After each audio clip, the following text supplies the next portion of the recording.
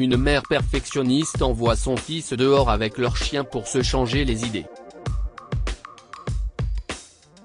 Une heure plus tard, le chien revient à la maison en boitant et en gémissant, mais son fils est introuvable. Hazel a toujours voulu être un parent parfait, une bonne mère, même si les derniers mois cauchemardesques ont tout chamboulé. Elle avait découvert que son mariage était un échec et que son mari couchait avec une autre femme dans son dos. Hazel avait fermé les yeux et retenu ses larmes lorsque son mari était rentré à la maison le soir où elle avait découvert son infidélité et l'avait serré dans ses bras. En vérité, il l'avait dégoûté et elle avait voulu le repousser. Cependant, Hazel était une mère au foyer qui n'avait pas d'économie. Elle avait donc secrètement trouvé un emploi, était sortie pour gagner sa vie et s'était efforcée de se sortir de cette situation, elle et son fils. Le visage d'Alvin était pâle lorsqu'elle lui a jeté les papiers du divorce et lui a dit que c'était fini. « Comment peux-tu me quitter, Hazel ?» lui a-t-il dit. « Tu n'es rien sans moi. » Elle lui a donc avoué qu'elle avait découvert sa liaison il y a longtemps. Le couple s'est ensuite séparé. Mais le mariage tumultueux d'Hazel a laissé des cicatrices que même le temps n'a pas réussi à guérir. En fait, celui-ci l'a transformé en un être moins émotif et plus réaliste, et malheureusement, la victime de sa nouvelle version a été son jeune fils, Barney. Hazel gagnait bien sa vie. Elle a toujours eu les compétences nécessaires et il lui a suffi de se consacrer à son travail pour réaliser tout ce dont elle ne pouvait que rêver auparavant. Elle était professeure principale et présidente du comité parents-professeurs de l'école de Barney. Ce que Hazel ne savait pas, c'est que Barney n'était pas fait pour les choses qu'elle voulait qu'il fasse. Il n'était pas fait pour les clubs de débat et les sociétés littéraires, et il n'était pas fait pour les clubs sportifs qu'elle l'avait forcé à rejoindre. Barney était plutôt un enfant imaginatif et compatissant. La vue des mendiants dans la rue le mettait mal à l'aise, alors il déposait de l'argent dans leur gobelet de mendicité, et il partageait souvent son repas avec les élèves qui n'avaient pas les moyens de se payer le déjeuner. Voilà qui était Barney. Un jour, Barney et Hazel quittaient le centre commercial après avoir fait des achats lorsque le regard de Barney s'est arrêté sur un homme plus âgé qui était sur le point de peindre sur une toile vierge. Barney est captivé par le talent de cet homme, et si est-il le moins que l'on puisse dire. Il a ensuite remarqué le chapeau de mendiant à côté de l'homme incrédule et une affichette qui disait « Je vous dessine pour 5 $. » « Maman », s'est écrié Barney en tirant sur sa robe. « On peut lui demander de nous dessiner, s'il te plaît ?» Hazel a regardé l'homme âgé débraillé et a froncé le sourcil. « Non, Barney, non », a-t-elle dit. Ces gens prospèrent grâce à l'argent durement gagné par les autres. Pourquoi ne trouve-t-il pas un vrai travail? Je n'aimerais même pas me tenir à côté de lui. Les épaules de Barney se sont affaissées lorsqu'il a réalisé que l'homme avait entendu la conversation entre Hazel et lui. Pendant un bref instant, les yeux de Barney et du pauvre peintre se sont croisés, et une étrange tristesse a traversé le regard de l'homme tandis que Barney montait dans la voiture et qu'Hazel s'éloignait. Barney était très contrarié ce jour-là. En fait, il avait voulu aider l'homme et lui demander de le dessiner, mais aussi de savoir comment il peignait avec tant de précision et de fluidité et déplaçait son pinceau comme si de rien n'était. « Je n'aimais pas la façon dont tu parlais de lui, maman », a dit Barney à Hazel alors qu'ils s'asseyaient pour déjeuner cet après-midi-là. « Et de quoi s'agit-il » a demandé Hazel en lui servant de la salade. Ce peintre, a-t-il dit en déplaçant sa fourchette autour du plat. Tu as manqué de respect. Pour l'amour du Christ, Barney, a dit Hazel. Tu es bien trop jeune pour comprendre comment ces minables trompent des innocents. Je veux apprendre à peindre, a dit Barney à voix basse. Je voulais demander à l'homme ce qu'il en pensait. Non, tu ne veux pas apprendre à peindre, a dit Hazel avec raideur. Je ne veux pas que tu finisses dans la rue à mendier pour gagner ta vie comme un sans-abri. Ce n'est pas pour ça que j'ai insisté auprès de notre directeur pour qu'il t'inscrive dans tous les clubs de l'école. Je déteste les clubs dans lesquels tu m'as mis, maman, a dit Barney. Pourquoi ne puis-je pas vivre une vie normale comme mes amis? J'aimerais parfois vivre avec papa. Eh bien, tu n'aimes jamais rien, Barney, a murmuré Hazel. Tu sais au moins à quel point Jesse, ton père, dont tu parles, était un homme terrible, et je ne peux même pas te dire toute la vérité. Si seulement tu savais à quel point il est difficile de gagner sa vie. Arrête de te parler à toi-même, s'est écrié Barney en poussant sa chaise et en se levant d'un bond. J'ai fini de dîner. Je vais dans ma chambre. Non, tu n'y vas pas, a dit Hazel. Tu n'iras pas dans ta chambre tant que tu n'auras pas promené Cooper. Il est temps qu'il aille se promener. Tu es tellement autoritaire. Je te déteste, maman, a grommelé Barney en bouclant la laisse de Cooper et en quittant la maison. Hazel a terminé son repas, nettoyé la table et s'est installée sur le canapé du salon. Elle a ensuite regardé les informations locales et s'est détendue quelques minutes avant de consulter son agenda pour le lendemain. D'habitude, Barney promenait Cooper pendant 1 heure, puis rentrait à la maison. Mais ce jour-là, 1 heure s'est écoulée et il n'y avait toujours aucun signe de Barney et de Cooper. Elle a transporté son travail dans le salon pour s'occuper, mais elle n'arrivait pas à se concentrer pour une raison ou une autre.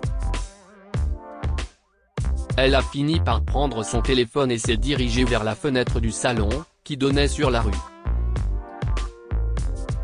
En fait, tous les soirs, elle regardait Barney et Cooper rentrer chez eux à travers la fenêtre.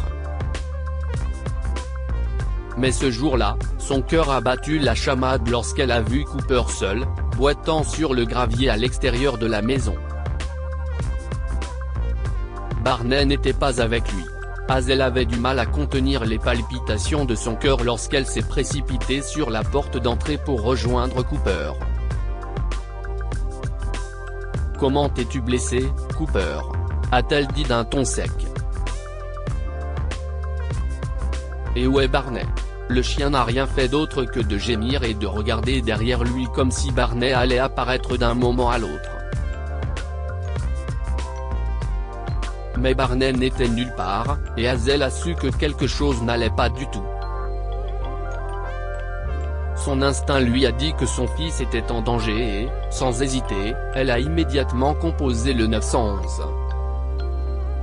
« Mon fils », s'est-elle écriée au téléphone. Il a disparu. En fait, non, il n'a pas vraiment disparu, mais il est allé promener notre chien et n'est pas revenu. Et le chien est revenu, et il est blessé. S'il vous plaît, j'ai besoin d'aider. Il y a quelque chose qui ne va pas. Madame, a dit la personne au téléphone. Calmez-vous, s'il vous plaît. Ce n'est qu'ainsi que nous pourrons vous aider. J'ai votre adresse ici, et nous envoyons une unité. Les secours arrivent. Mais Hazel ne pouvait pas se calmer. Aucune mère ne se calmerait si son fils ne rentrait pas à la maison après avoir promené son chien et que celui-ci revenait en boitant et en gémissant. Hazel s'est donc empressé de soigner Cooper et lui a dit « Tu vas être un bon garçon, Cooper, et rester à la maison, d'accord ? Je vais chercher Barney, et je vais le trouver, quoi qu'il arrive. » Quelques minutes plus tard, Hazel parcourait tout le quartier à la recherche de Barney et les chemins qu'il empruntait habituellement pour aller promener Cooper. Lorsqu'elle est arrivée au parc du quartier, elle est tombée sur les policiers qui avaient été envoyés chez elle. « Je suis l'officier Knox et voici mon partenaire, Rhys », a-t-il dit à Hazel. « Madame, s'il vous plaît, calmez-vous et expliquez-nous les événements de cette soirée, d'accord ?» Hazel était à bout de souffle. Elle n'arrivait pas à comprendre quoi que ce soit. Elle ne pouvait que parler aux policiers de la tenue vestimentaire de Barney ce soir-là et du parc où il avait l'habitude de promener leur chien. À ce moment-là, il faisait presque nuit et les officiers ont rejoint Hazel dans sa recherche de Barney.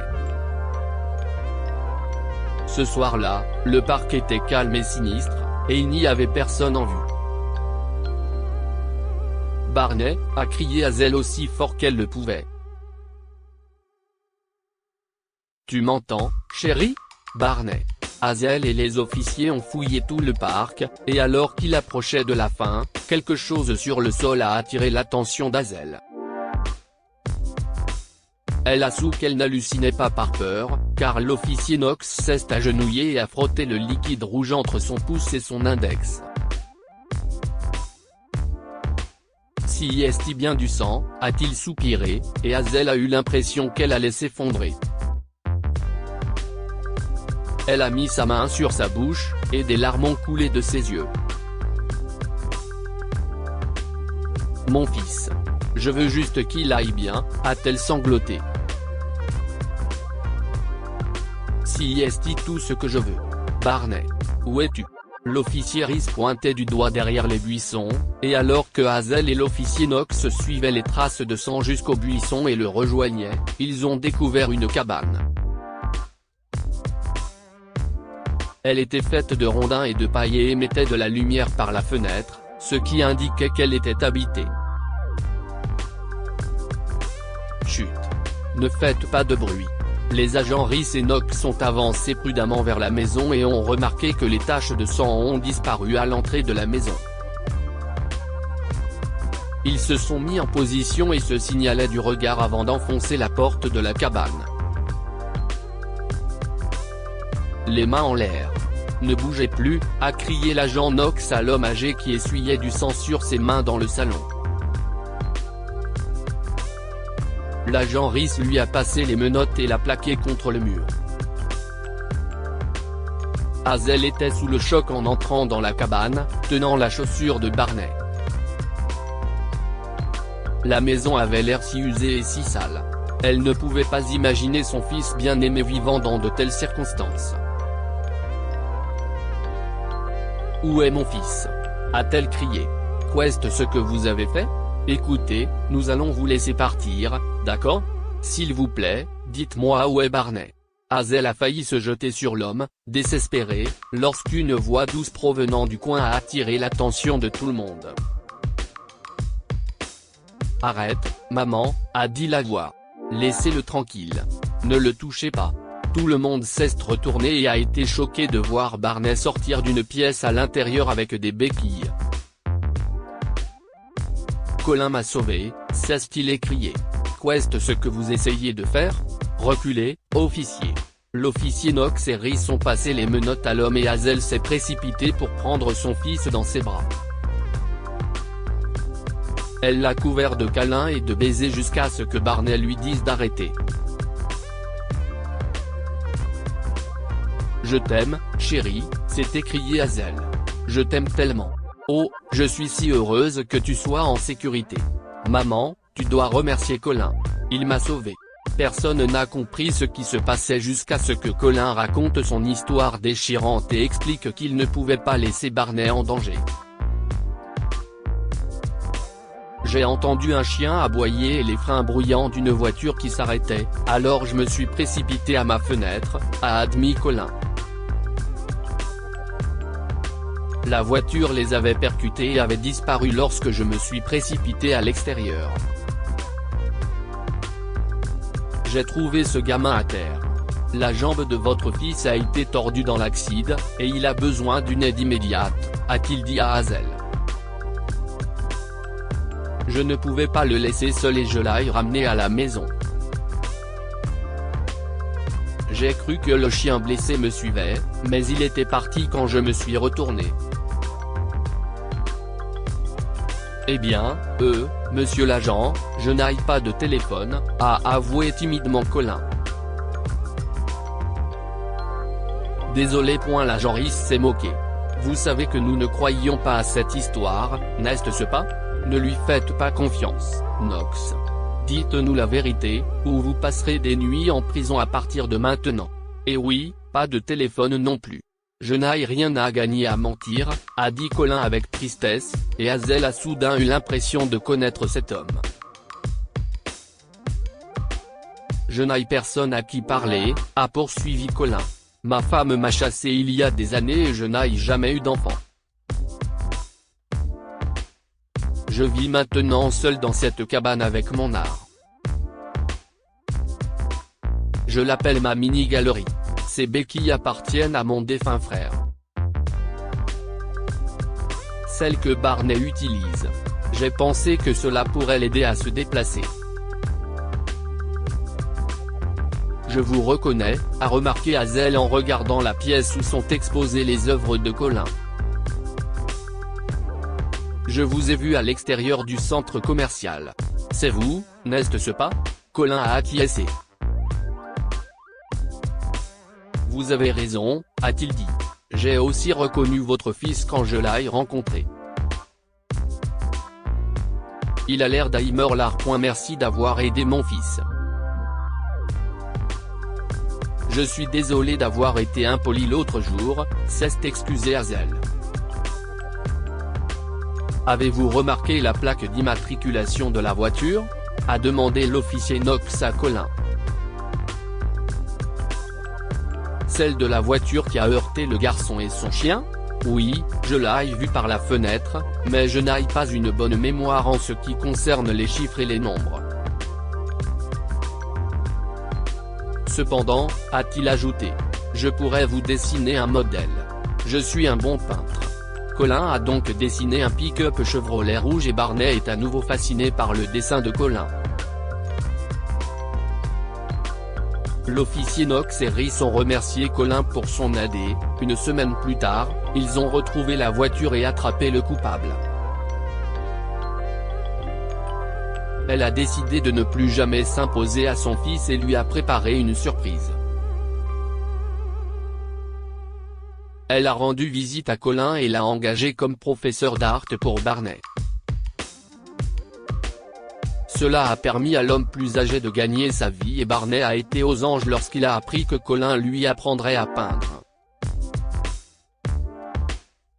Malheureusement, le temps que Colin et Barney passaient ensemble a été écourté lorsqu'Hazel a été promu et a dû déménager dans une autre ville.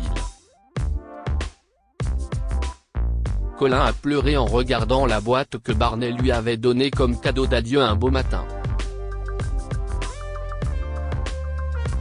C'était un téléphone. Il se souvenait que son jeune ami l'avait serré dans ses bras avant de partir et lui avait dit « Appelez-moi quand vous voulez, Colin. Vous allez me manquer ». Colin était triste de ne plus pouvoir apprendre à Barney à dessiner, mais il ne se doutait pas qu'Hazel lui avait réservé une surprise. Lorsque Colin s'est réveillé quelques jours plus tard après avoir entendu des bruits à sa porte, il a en effet découvert des dizaines d'enfants et leurs parents qui faisaient la queue devant sa maison. Hazel avait recommandé Colin aux élèves de l'école de Barney, et les parents voulaient l'avoir comme professeur d'art pour leurs enfants après avoir vu son travail. Ce jour-là, Colin a retenu ses larmes en regardant le soleil étincelant dans le ciel bleu et s'est souvenu de Hazel et Barney. Puis il a souri et a murmuré un merci à Dieu pour tout, pour lui avoir permis de croiser le chemin de cette mère et de ce fils bienveillant. Que pouvons-nous apprendre de cette histoire? Aucune décision de la vie n'est si importante que nous oublions la valeur de nos enfants. Hazel mettait tellement de pression sur Barney qu'elle oubliait qu'il était son enfant et qu'il avait le droit de prendre ses propres décisions. Regardez au-delà de l'apparence d'une personne et vous verrez son cœur. Hazel et les officiers pensaient que Colin était responsable de la disparition de Barney. Ils étaient loin de se douter qu'il avait sauvé la vie du garçon. Partagez cette histoire avec vos amis. Elle pourrait égayer leur journée et les inspirer. Cette histoire est inspirée de la vie quotidienne de nos lecteurs et rédigée par un écrivain professionnel. Toute ressemblance avec de véritables noms ou lieux est une pure coïncidence. Toutes les images sont utilisées uniquement à des fins d'illustration. Partagez votre histoire avec nous, elle changera peut-être la vie de quelqu'un. Si vous souhaitez partager votre histoire, envoyez-nous un mail à info@amomama.com.